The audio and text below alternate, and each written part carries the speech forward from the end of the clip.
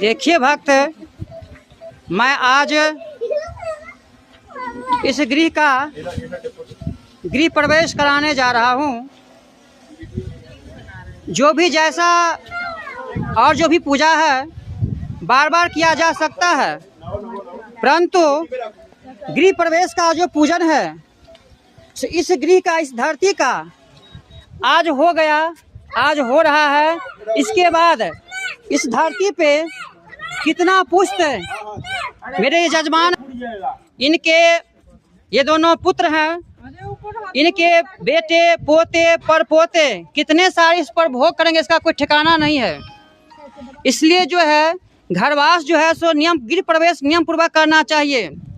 उसका बहुत सारा विधि विधान है, इसलिए उसमें विधि विधान में कोई कमी नहीं होना चाहिए। ये जो है हम कुमारी कन्या है, इनका पूजन करवाए हैं। ये जो है सो मत्स्य मछली है, ये पूजन हुआ है। और इसके बाद ये जो है सो कदली का पेड़ है, जिसमें कदली का कोसा लगा हुआ है। इधर भी है, दोहम स्थापित किए हैं। ये जो है सो कोसा कदली वृक्ष का सबसे शुभ माना जाता है। हम गृह प्रवेश करा रहे हैं। आपको जो है सो हम ये दर्शन कराएं। गृह प्रवेश का विधि विधान होता है, इसमें कभी भी कमी नहीं करना चाहिए। पूर्ण विधि विधान के अनुसार गृह प्रवेश करना चाहिए।